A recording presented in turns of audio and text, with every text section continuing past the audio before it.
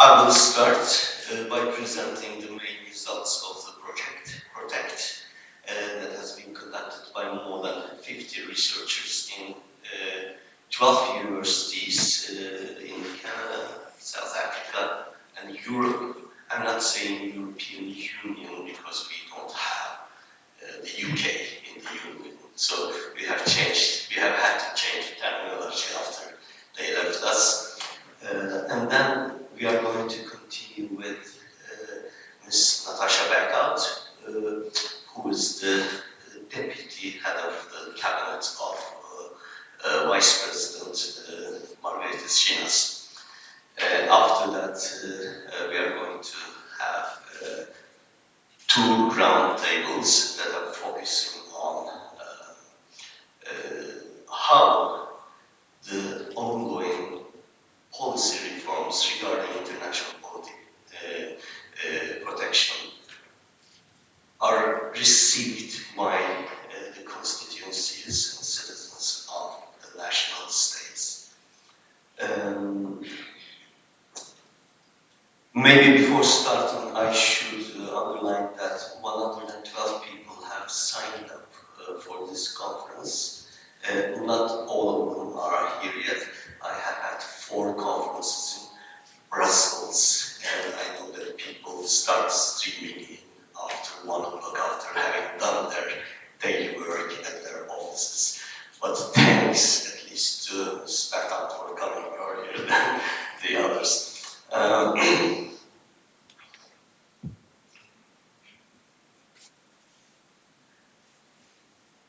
The UNHCR will be here on the other days of the conference, and it will be represented like the European Union at a high level as well.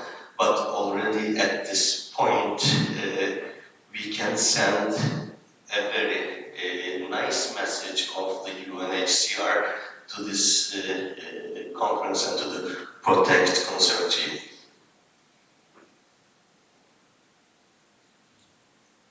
A very important study that we did is a comparative historical study of asylum institutions' independence from the state. What happens when we have autonomous, specialized agencies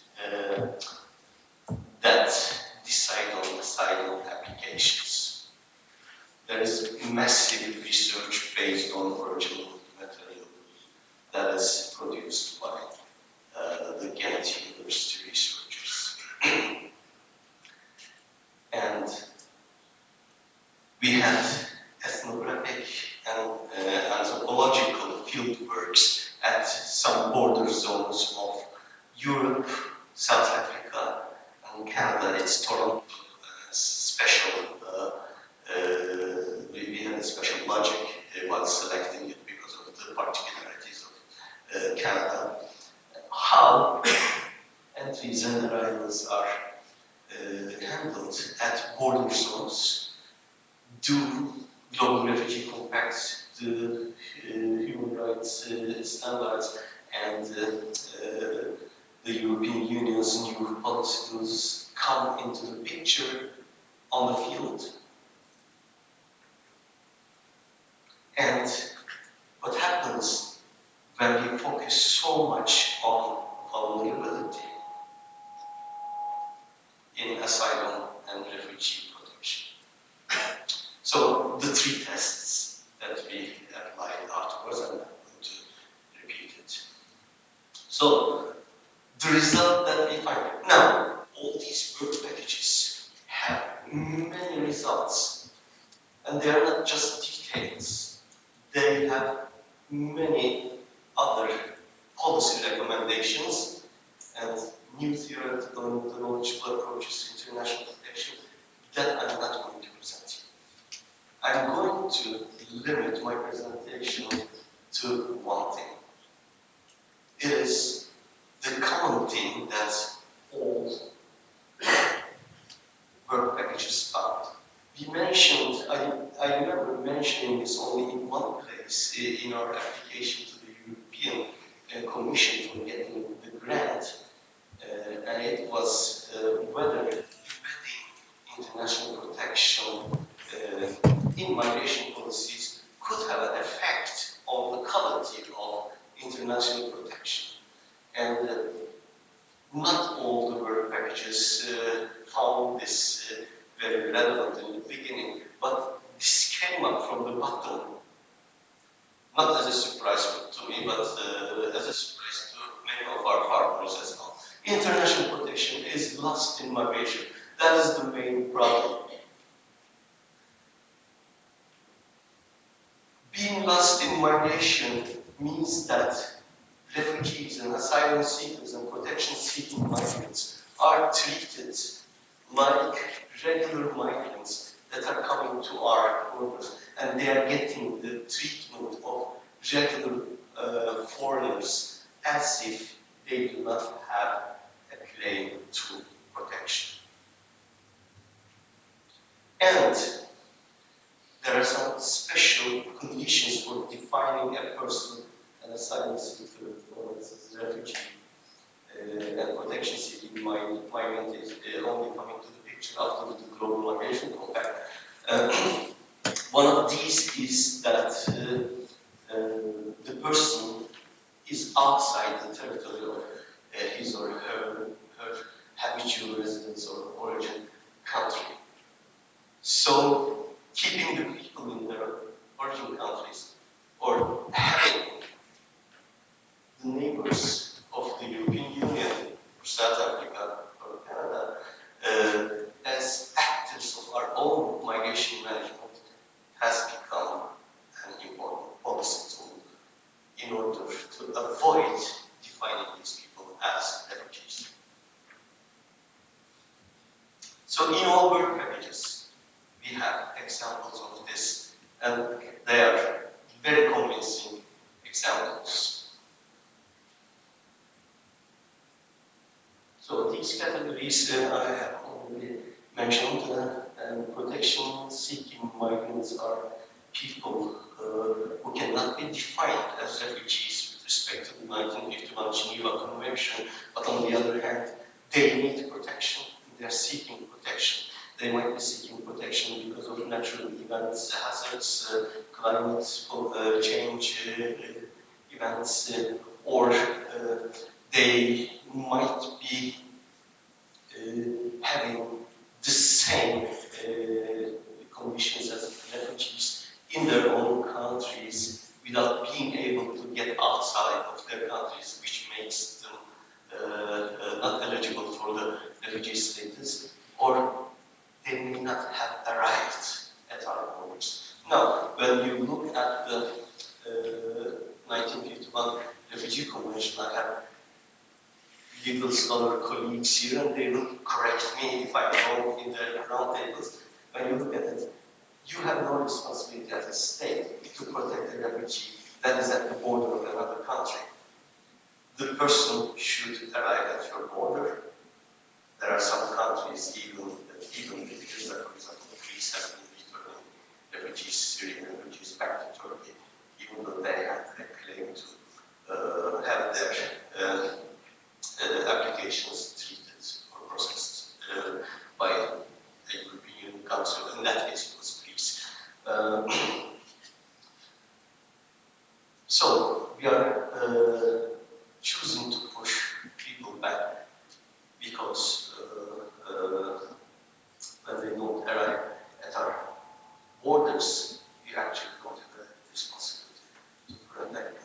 What the Global Refugee Compact does is that we share this responsibility if a refugee comes to a country's border, like Greece, small country, millions of hundreds of thousands of refugees are potentially coming, and in reality tens of thousands are coming, and they cannot handle this, so this responsibility needs to be shared. What the Global Refugee Compact and also what the European Union's new migration pact, new pact on migration and asylum is trying to do is to bring in mechanisms of international responsibility sharing for the refugees that are not in our borders with their countries.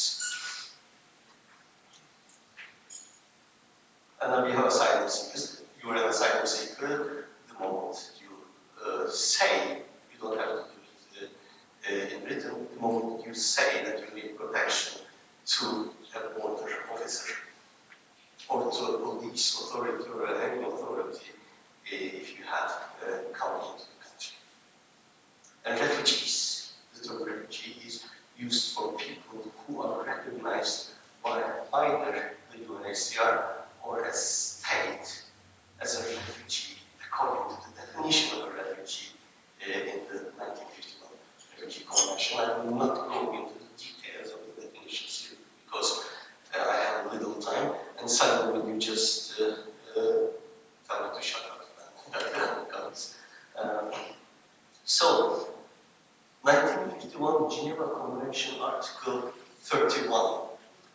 This article, what this article is in reality saying is that a state is not to apply the same rules as other foreigners on people who say that they need protection. So they will be exempted from showing identity cards, passports, visas, itineraries. They will be exempted from detention measures that apply to other foreigners.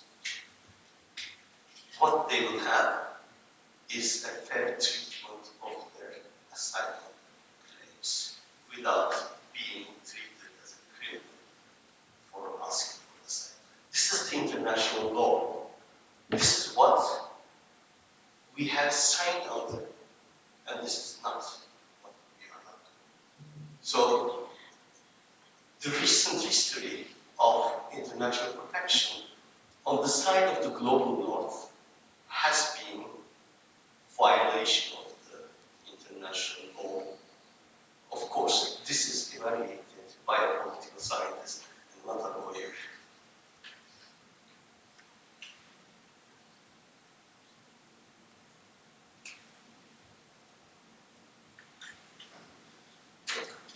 So, I said the problem is that we conflate the categories of migrant and refugee and asylum seeker in our policies, in our institutions, and in our discourses.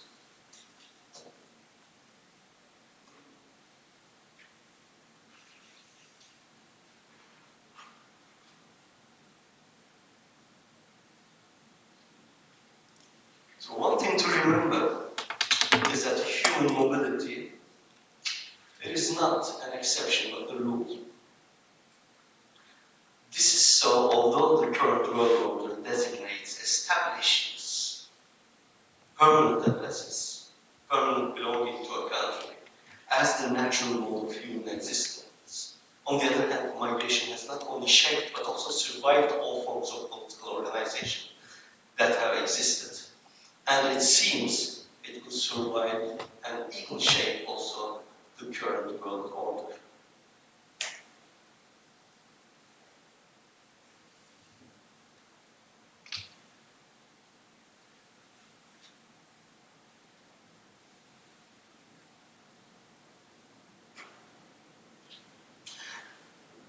Demographic history teaches us that mobility is a natural mode of human existence as established. But let us make no mistake. Humans are territorial animals. Despite our long history of civilization, we still mark and defend our territory against outsiders, that is migrants in our case. This is what encumbers people who are forced to leave.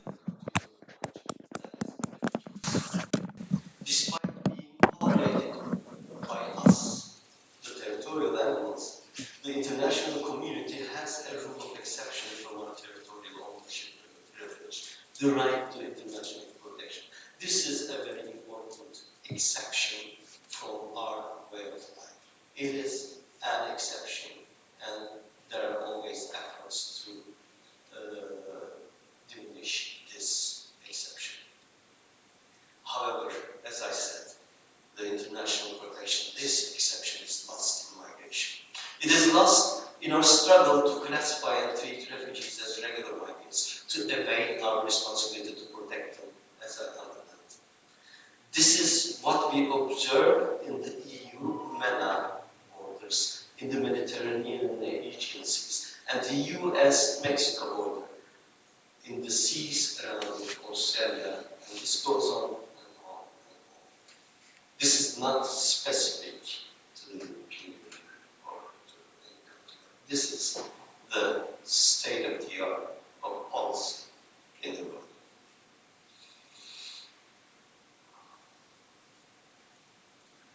Indeed, the right to international protection is lost in all kinds of political concerns, from development, as our legal research shows, and democratization to security, border, economic and foreign policy. Focusing on the European Union, Canada and South Africa, the PROTECT team at the Ghent University with Frank Castaker's leadership has shown in their historical study of the emergence and development of national asylum administrations, they show that asylum offices have been organized under different ministries in different countries in different times since the 1950s.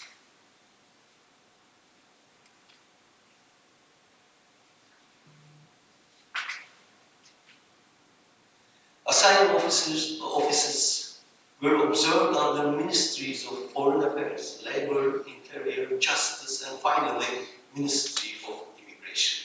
The last arrangement emerged as a response to the demands of the anti-immigration parties in government and faded away as those parties lost their government positions. So, gathering all immigration, refugee, international protection, asylum, related issues under one law, under one administration is a preference that has been brought by internationalists, nativists, and extreme right parties into the European Union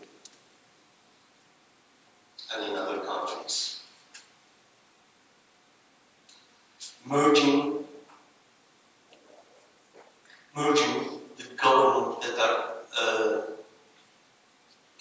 merging the institutions that are handling international protection and immigration policy was deployed as an instrument of regaining national sovereignty and control over international protection. This is politicization of international law by the states themselves. This is actually under the domain of the international law. The Ghent University team's conclusion on this issue is that if the aim is to create a fair international protection system, asylum decision-making has to be organized under specialized, autonomous asylum offices whose decisions are only subject to judicial review and UNHCR scrutiny. The PROTECT team at the University of Bergen conducted a quantitative study of the effects of different types of legal, institutional, and procedural frames of asylum decision-making on the asylum recognition rates. This was done by using a massive self-generated data from 16 countries between the years of 2000 and 2020. I have conducted a similar study in 2000s and published it in 2008, but what we did this time extended the country range and the time range of the study, and we are able to produce much more reliable results in this round. So in this study, the University of Bergen team documented the impact of merging international protection with migration and mobility rules. Using regular entry rules for foreigners, like identity card, passport, visa, proof of subsistence and accommodation, detention, etc., to reject asylum applications produces severely unfair outcomes in the international protection system. So this doesn't detriment only the asylum seekers, but the international protection system itself. Furthermore, inadmissibility clauses using public order and national security as reasons to reject asylum seekers is not uncommon either. Merging international protection with security policy embeds international protection in both migration policy and security policy. Again, in external policies, delegating migration management to neighboring countries is also embedding national international protection policies in migration policy.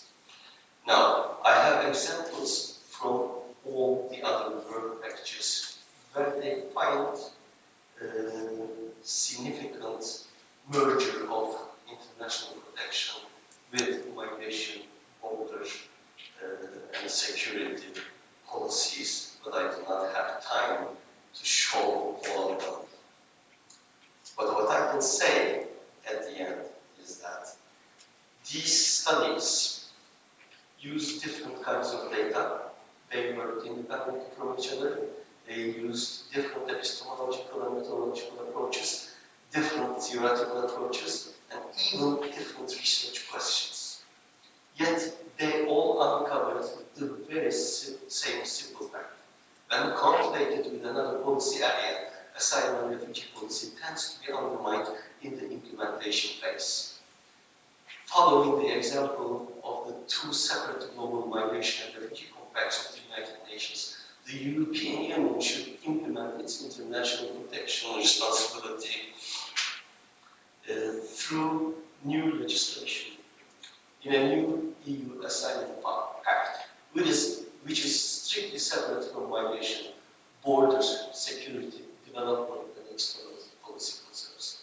Such separation includes also separating the institutions that manage international protection from and migration border policy.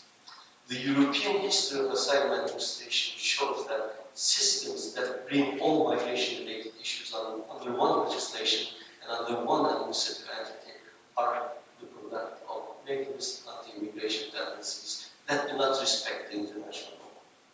The Global Compact on Refugees and the Global Compact on Migration, and the fact that they are separate and complementary, is a correction to the combination of international protection with migration policy. And further proofs of these general statements are found in our very solid research. Thank you very much for your attention.